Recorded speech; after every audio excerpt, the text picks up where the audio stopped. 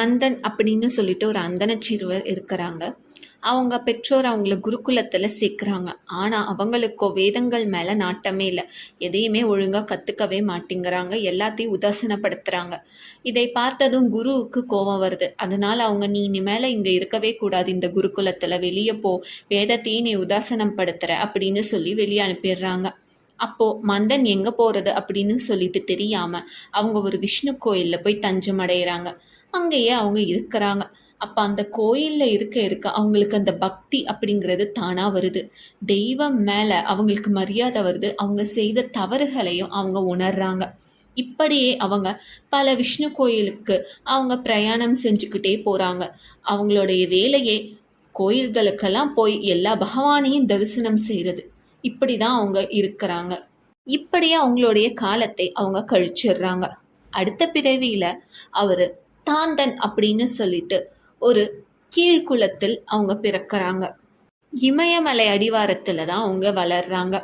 அவங்களுக்கு முற்பிறவி ஞாபகம் இல்ல அப்படின்னாலும் அந்த நற்செயல்கள் அவங்களுக்கு இருந்தது. அதனாலேயே அவங்க பிறந்ததிலிருந்தே விஷ்ணு பக்தராக இருக்கிறாங்க. விஷ்ணு பகவான் மேல ரொம்ப அன்பாக இருந்தாங்க. அவங்க எப்பொழுதும் தவம்லாம் செய்வாங்க. அப்படி இருக்க ஒரு நாள் ஒரு பிரகாசமான ஒளி வருது. அந்த ஒளியை நோக்கி அவங்க போய்க்கிட்டே இருக்கிறாங்க.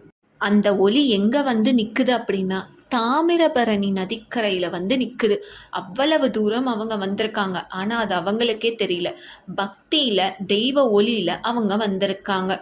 அங்க வந்ததும் அங்க ஒரு விஷ்ணு கோயில் இருந்தது. உடனே அவருக்கோ சந்தோஷமாக இருந்தது. அவரும் அந்த கோயிலுக்கு போலான்னு போறாங்க. ஆனா அவங்களுடைய தோற்றத்தை பார்த்ததுமே அங்க இருந்த அந்தணர்கள் உள்ள விடல. இருந்தாலும் அவங்களுக்கு பெருமாள் மேல பக்தி இருந்தது. அதனால அந்த கோயில்ல இருக்கும் பெருமாள் போலவே அவரும் ஆதிநாதரை பிரதிஷ்டை செய்து தனியாக வழிபாடு செய்வாங்க. இதை பார்த்ததும் அங்க அந்தணர்களுக்கெல்லாம் கோபம் வருது. இருந்தாலும் அவங்க எதுவும் சொல்ல முடியாம போயிடுறாங்க. இப்படி அவங்க கோவப்பட்டு அந்த அந்தணர்களுடைய கண் பார்வை போயிடுது. அப்புறம்தான் அவங்க உணர்றாங்க, தாந்தனை இப்படி நம்ம அவமானப்படுத்தியிருக்க கூடாது. அதனாலதான் இந்த நிலைமை நமக்கு அப்படின்னு உணர்ந்து அவங்க தாந்தன் கிட்ட மன்னிப்பு கேட்குறாங்க. அவங்க மன்னிப்பு கேட்டதுமே பகவான் விஷ்ணு அங்க வந்து காட்சி அளிக்கிறாங்க. அங்க இருந்த எல்லாருக்கும் அவங்களுடைய கண் பார்வையில அவங்களுக்கு மறுபடியும் கிடைச்சிடுது. அப்போ பகவான் விஷ்ணு சொல்றாங்க, நீங்க திருந்தி விட்டீர்கள். அதனால உங்களுடைய தண்டனைய நான் மறுபடியும் இல்லாம செஞ்சுக்கிட்டேன். என்னுடைய பக்தர்களை யாரும் இழிவாக பேசக்கூடாது அப்படின்னு சொல்லி அவங்க புத்திமதி சொல்றாங்க. அதுக்கப்புறம் எல்லாரும் பார்த்துக்கிட்டு இருக்கும் பொழுதே தாந்தனை அவரோடு சேர்த்து வைகுண்டத்துக்கு அழிச்சிட்டு போயிடுறாரு. இதை பார்த்த அந்த அந்தணர்களுக்கு எல்லாம் ஆனந்த கண்ணீர் வருது. எவ்வளவு புண்ணியம் செஞ்சிருதா இந்த தாந்தன் மூலயமாக பகவான் விஷ்ணுவையே நம்ம பார்த்திருப்போம் அப்படின்னு சொல்லிட்டு சந்தோஷம் அடைகிறாங்க. தவறையும் உணர்ந்துட்டாங்க. பகவான் விஷ்ணு தப்பு செய்திருந்தாலும் அவங்களுக்கு திருந்துவதற்கான வாய்ப்புகளை அளித்து கொண்டே தான் இருக்கிறாங்க எப்பொழுதும். அதே போல அவங்களுடைய பக்தர்களை யார் உதாசனம் படுத்தினாலும் அவருக்கு பிடிக்காது.